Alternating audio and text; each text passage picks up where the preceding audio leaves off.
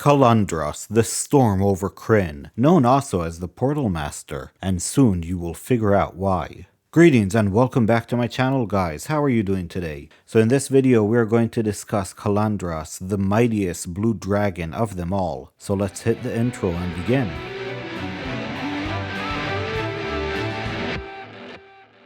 The mighty blue dragon Khellendros, who has become famous firstly for being the mount of the Blue Lady Kitiara Otmatar during the War of the Lance, and later as one of the most fearsome and powerful dragon overlords during the Age of Mortals. His fearsome power and influence featured prominently throughout most of Ansalon's recent history, and was a force to be reckoned with. Khellendros was covered in sapphire scales and a sleek, muscular body. His claws and horns were ivory in color, and his wings were dark azure and at the tips almost as black as midnight.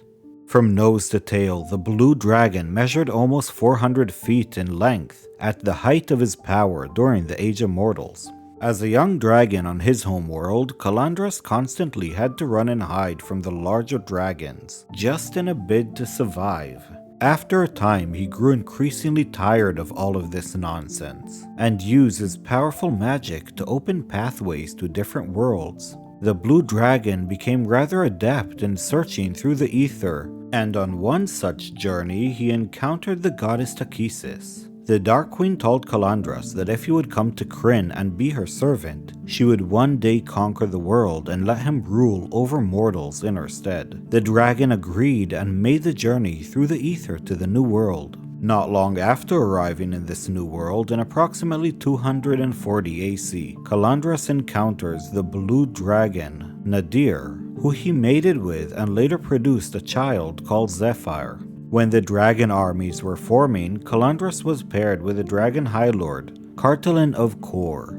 Noticing a promising warrior who was raising throughout the ranks, he organized that his daughter Zephyr will be paired with Kitiara Othmatar, hoping that the warrior woman would teach his fledgling daughter enough tricks to stay alive.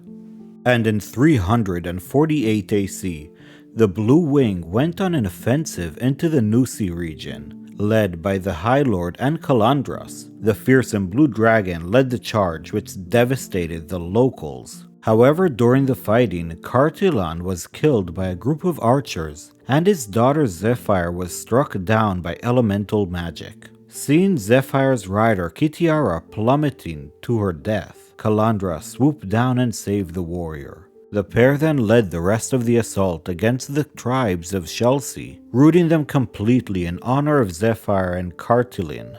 The blue dragon found in Kitiara a perfect rider. She bore all the traits that the dragon respected, and he grew to truly love Kit after a short while. Khellendros assisted Kitiara through a large number of victories throughout the War of the Lance, in which they devastated a number of enemies. And with the fall of the dragon armies after the defeat of the Temple of Naraka, Khellendros was instrumental in aiding Kitiara and leading the Blue Dragon army intact away from the scene of the dragon army's defeat. And between the years 352 and 357 AC, Khellendros maintained order with his mistress over their army, and led them in an assault on Palanthas during the Blue Lady's War. However, in the year 357, with the close of the war, Kitiara was killed, and Khellendros was left without a rider once more. However, Khellendros felt that he lost much more than just a rider, and he searched tirelessly for Kitiara after this. He journeyed to Dragard Keep, hearing rumors that the Death Knight Lord Soth had claimed Kitiara's soul. But all he found was an abandoned keep and no sign of Soth or Kitiara. Khellendros continued searching for any sign of Kitiara throughout the rest of the Age of Despair, but also at the same time he plotted to make the world ready for Takisis, for when she would enact her final plan. When the Summer of Chaos arrived, Khellendros knew it was time. After Takisis had stolen the world of Krynn away, the goddess was in a weakened state, but continued to promise Khellendros that once her power was restored, she would conquer the world and give it to him to rule. However, the arrival of the other alien dragons ruined everything. as they dominated the land and began to make it their own domains. Khellendros learns of magical items in the city of Palanthas that might just enable him once again to open a portal into the Grey and search for the soul of Kitiara. And thus he conquers the city to find these items. And by the year 387, the city falls under his rule. He has claimed most of northern Solamnia as well as his domain, and declares himself a dragon overlord. And for the duration of the Dragon Purge, Sky grows in might and power and learns how to build the magical totem to harness the spiritual power and the life essence of other dragons. Khellendros then sets about transforming a great deal of northern Solamnia into an arid desert to better suit his taste. And in 401 AC, Khellendros is the first dragon to discover through magical rituals and experimentation involving draconian and humans that he can create dragon spawns. The blue dragon set about creating a large number of these dark servants and kept his secret safe from the other overlords for a time. Over the course of the next few decades, Khellendros gathers more magical artifacts and aided Malistrix to a point in her ascension to godhood. However, in 416 AC, at the windows to the stars, Khellendros undermines Malistrix and throws her into the sea. Just before her moment of glory, he harnesses the magical power from all of the artifacts that were gathered and slips into the Grey in search of Kitiara once more, leaving his lieutenant, Khellendros, to watch over his domain in his absence.